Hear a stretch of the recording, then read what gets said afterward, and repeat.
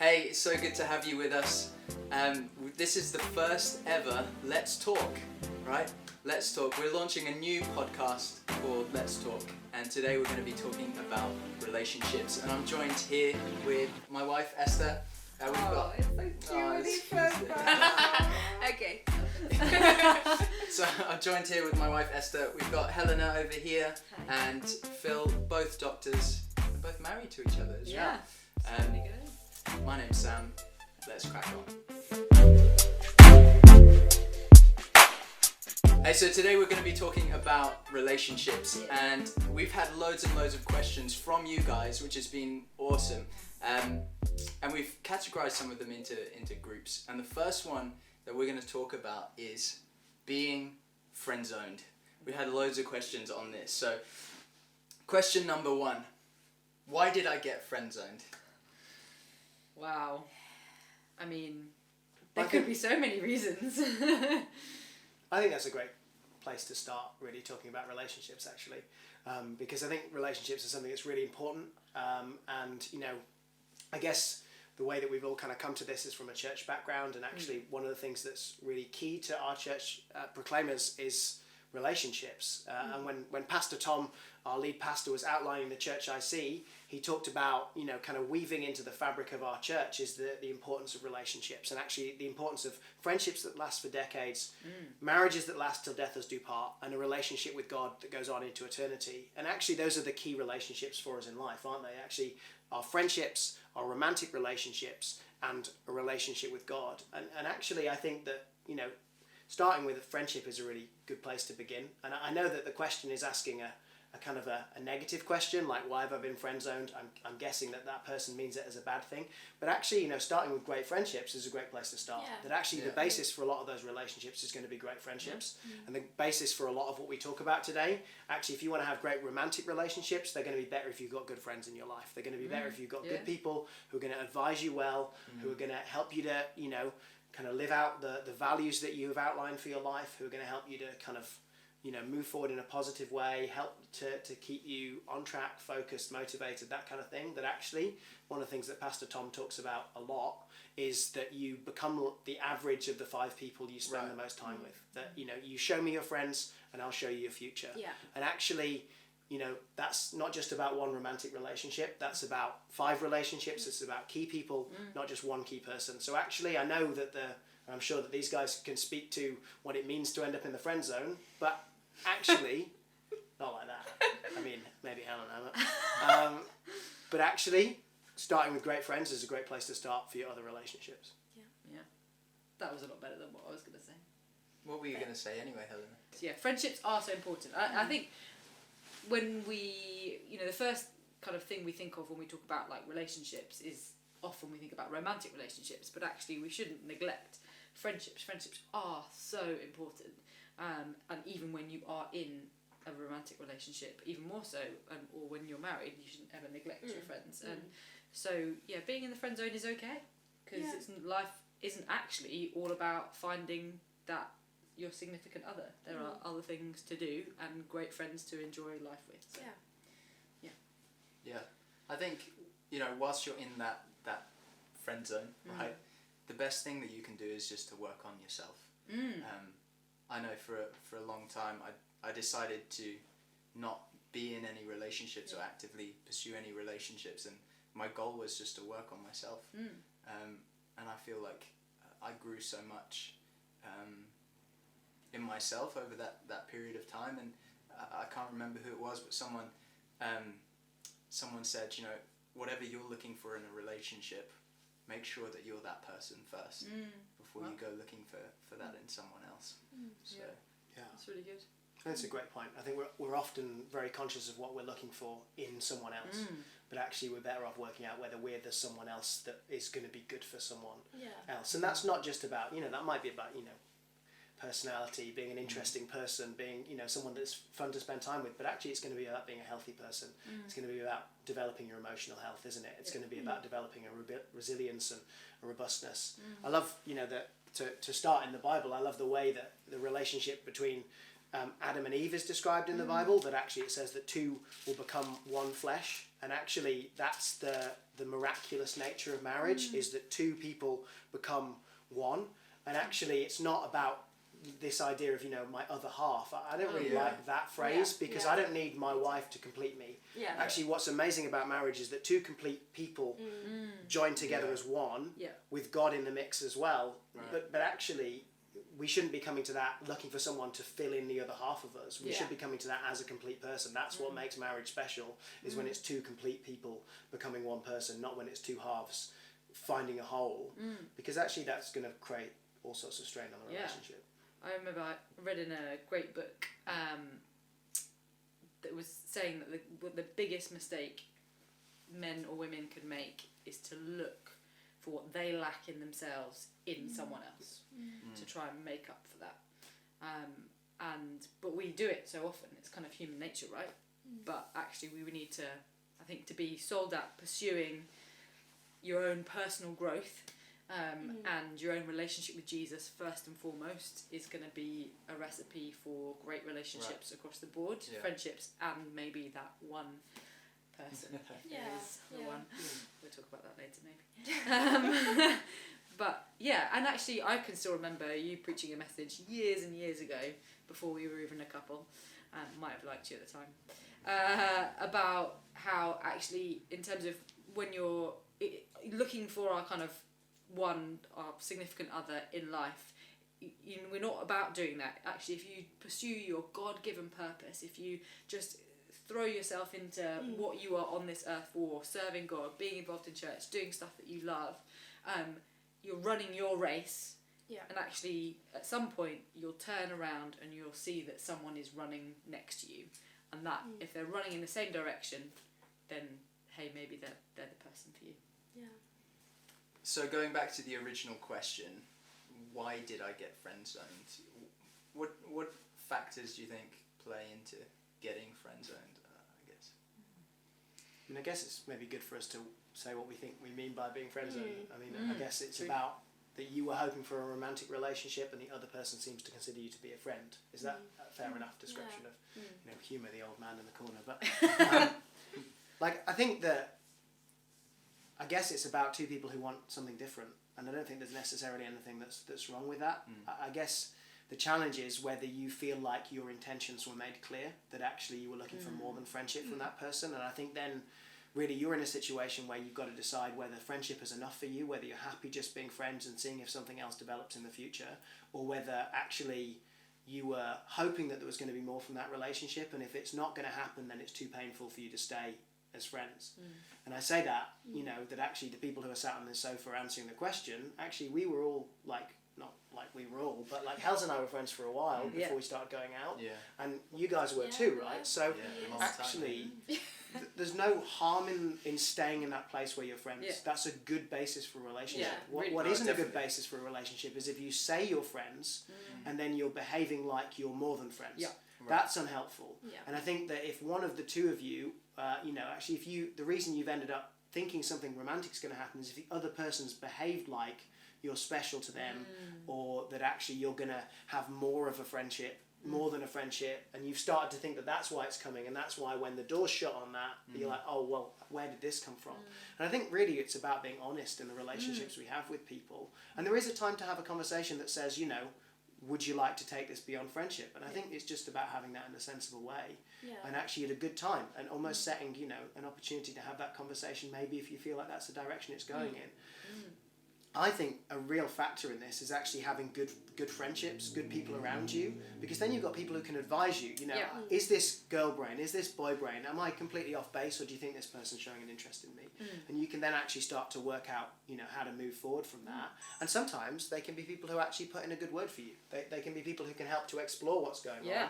There might be others that, I know that when we were starting out a relationship, there were other wise people who spoke into that, who helped me to know that this was a direction which it was, worthwhile moving in, really. So, I think that those are kind of factors in it, really. I don't know what you guys think. And I think the communication is really key, because I think it's easy for your mind to just sort of spiral and start having all these thoughts without actually establishing what the other person thinks or talking to the right people.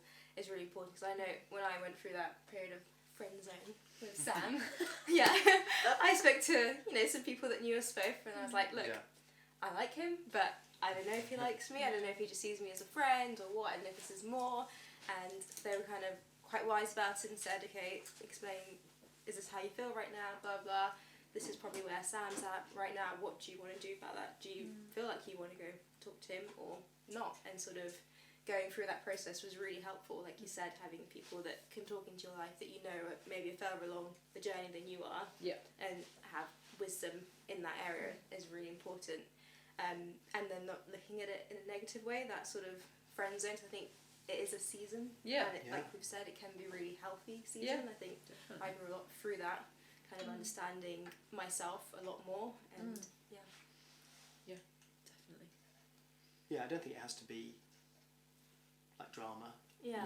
We're not living in a rom-com. Like, it doesn't have to be this whole big kind of Shakespearean tragedy of unrequited love. That actually it's okay to be friends with someone who you like, and you know that to be the place that you sit in, and actually like it's not easy. Don't get me wrong. Like 3 years. It can be really hard. I'm not saying that just, it's fine, but it's can be really important to have that period of time, and as long as you've got good supportive friends around you that, you know, can speak some sense into you where it's needed, and it can be a really healthy time. It's character building as well. Yeah, no, it is. I like it, like, legit, So we've got a couple of questions here that are very similar, but I'm going to read them both out and we can kind of tackle them together, I think. So basically, how do I stop people assuming I like certain boys? I think this can relate to girls as well. And this is from a girl who is a very friendly person and finds it easy to speak to boys compared to all her other friends, but always gets asked if she likes certain boys, but she genuinely doesn't. How does she sort that out? So it's the kind of the crux of it is how do you not give the wrong impression? Yeah. I think, Phil, you answered this very bluntly in our pre-podcast chat, but you know, you said don't flirt with them, and I think that is...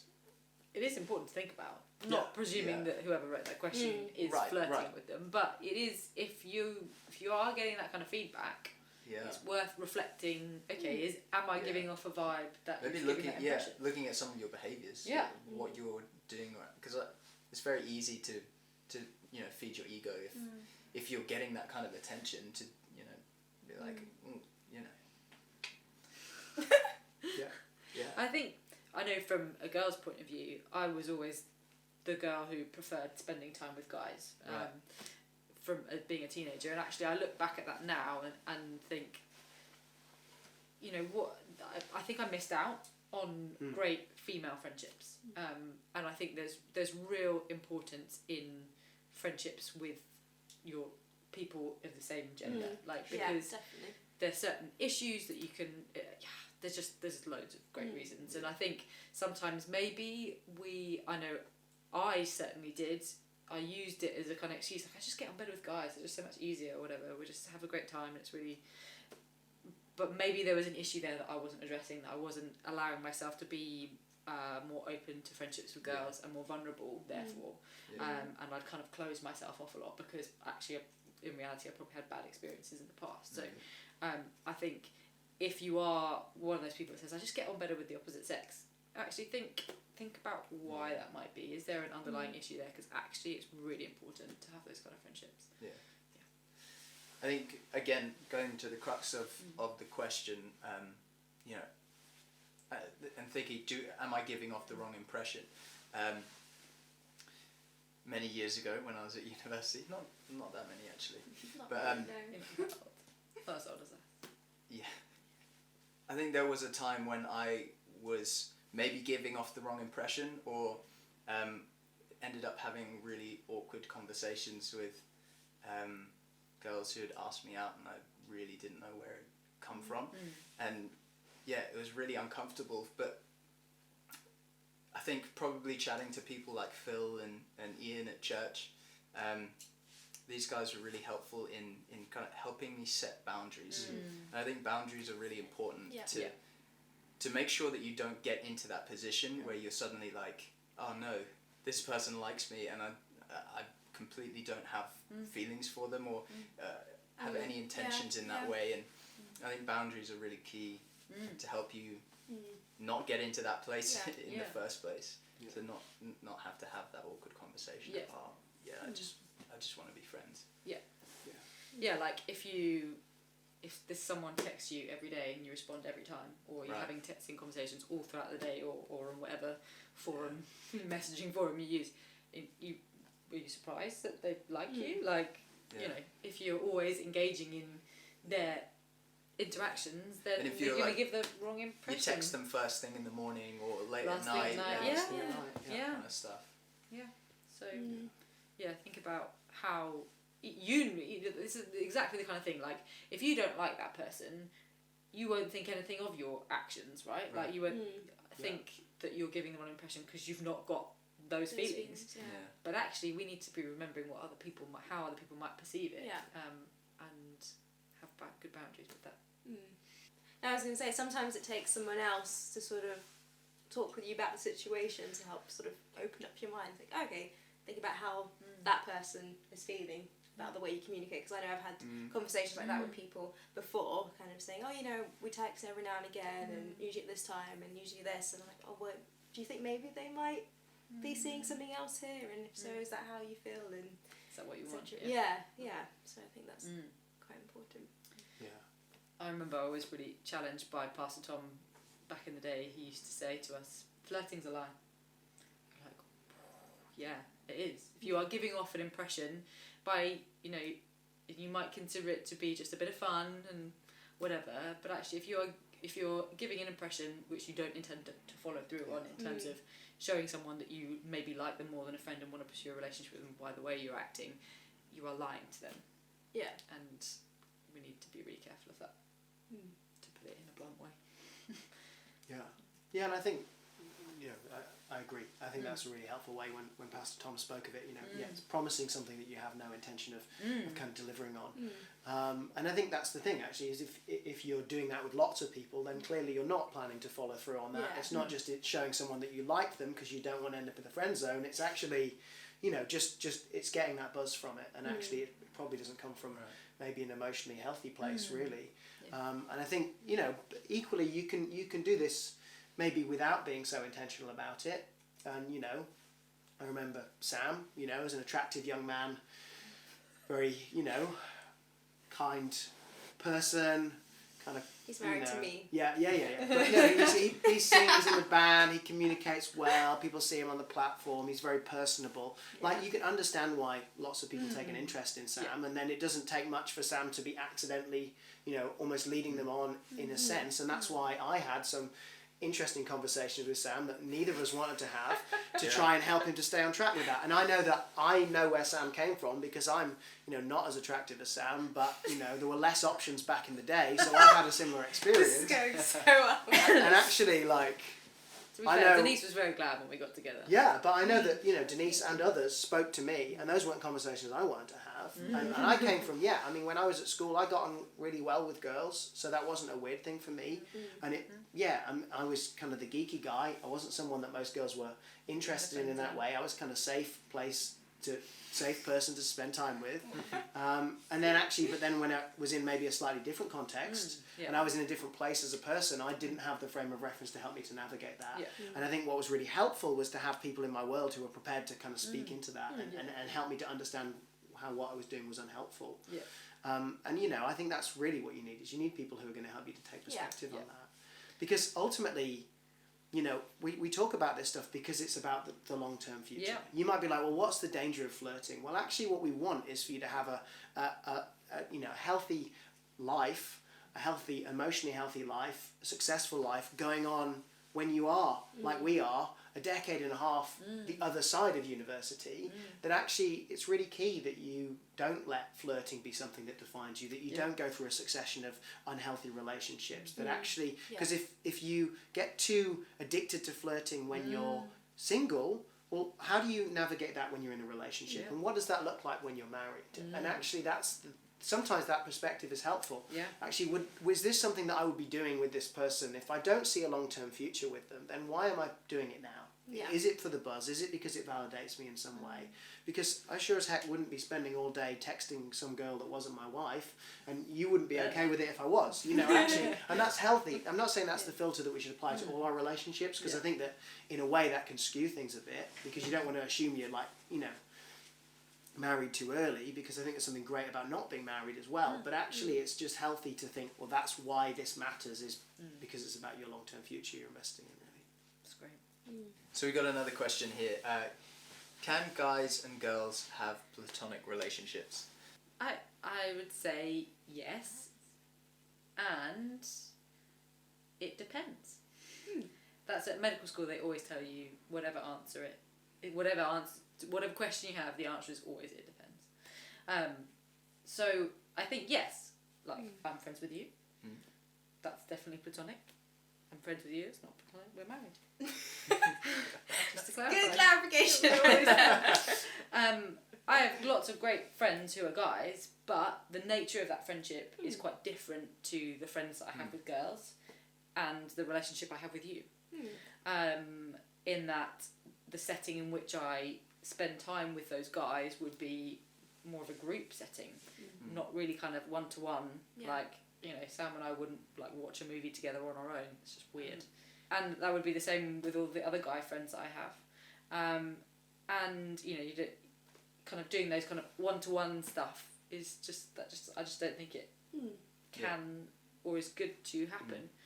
I remember we had a conversation when we started going out, because at the time you did have quite a lot of girl friends, and there was one time someone asked you if you wanted to go like shopping, just walking around the city together, and I remember thinking like I know this person, I know that she's fine, but it's just a bit weird. Like you spending time alone with another girl. Not that I don't trust either of you. It's just a different kind of level of relationship. And I think because of that, I think you just open up yourself to complications if you do, and confusion, and maybe giving the wrong impression. Like I come from that angle from my own experience. Like I had a good friend of mine when we were in our gap year together. We were all kind of living and working in the same place, and we would watch TV together on our own, like at the end of the day all the time, and people were like, oh, you shouldn't be spending so much time on your own together, it's just going to get complicated, one of you is going to end up liking each other. We were like, no, it's all good, and I was secretly like, yeah, I think I quite like him. And it got complicated, it got really confusing. I started liking him because we were spending so much time on your own together. And I guess if a guy and a girl, or in this day and age as well, if a guy and a guy, or girl and a girl who like each other in a non-platonic way, if you're spending time with one another in an exclusive relationship, you're in a relationship, you're just probably not kissing, like, so I think if you are, that's where I think it kind of the line is drawn, like spending time in a manner which you would only really do with someone who you were in a romantic relationship with. And that's sometimes why people give the impression that they, might be going out with the boy, or going out, actually that's the way people give the wrong impression of relationships, right? Is if they behave in a way that looks a lot like dating, but they say, oh, we don't like each other. Because people will only believe that for so long. And when I say people, I mean people outside of you, and probably the couple as well. Sooner or later, one of you is going to go, is there something more to this? And I say that because you're probably not going to be doing that if you are in a relationship with someone else, because that someone else is going to be like, what are you up to? Definitely. It just comes down to boundaries again, like we talked about, what you mentioned before, because it's just so key. Like you said, if you're spending that time one-on-one with that person often, feelings will develop and they'll grow. And I think I remember when I had a very close group of friends that were all guys, I kind of made sure that I wasn't going to hang out with just one of them late at night. And in particular, when I knew I liked Sam, we never hung out, just the two of us, until we were actually dating, because at that point I wasn't sure whether we were just like a platonic thing, or if you like true enough. So it's like, okay, let me make sure I have that boundary in place so that my feelings don't get, carried away or whatever. So boundaries. Yeah. Again. And that's the thing. It's not to say that you can't spend guys and girls can't spend time on their own together. If you want to pursue a relationship with one that's another, completely different. fine. Yeah. Like as long as that's the impression you want to give. But if that's the kind of the norm, then I think you're going to get yourself into a lot of Again, trouble. going back to what we talked about earlier, like just making sure that the communication and the expectations are aligned. Yeah.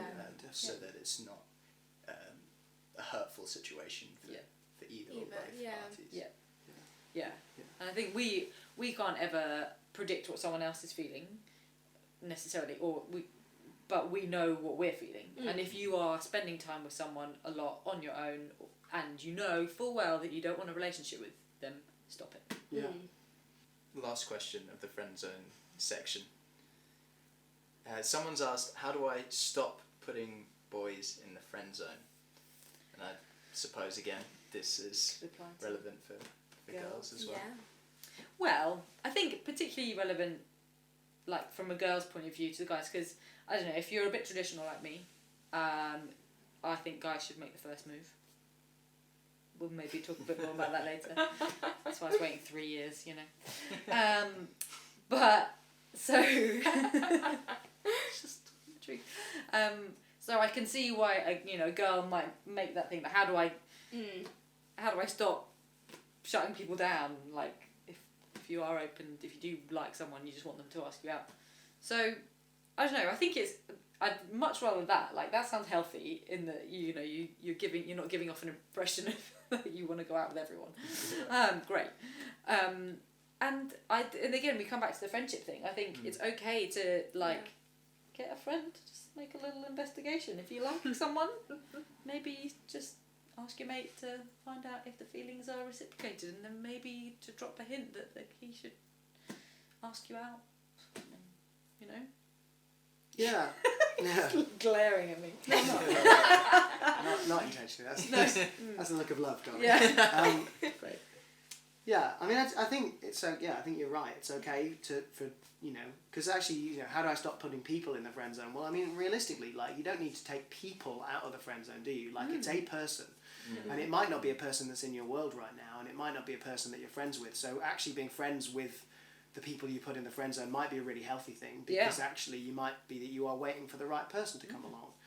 Equally, if you're starting to think, well, maybe I've friend zoned some people who might be the right person, then maybe it is about how you kind of take a next step out of that situation, and maybe you're waiting. Maybe you've got too high a standard, if I can put it that way. Like maybe you are looking for them to be, perfect or to tick unreasonable boxes before you think, if you're saying, well, God, I really need an obvious sign before I pursue a relationship with this person, you're probably going to be waiting a while. Like, if you're kind of, going to kind of Old Testament lengths to get a sign from God, like, I've left the offering there, Lord, and you haven't set fire to it. Does that mean I shouldn't move forward with this person?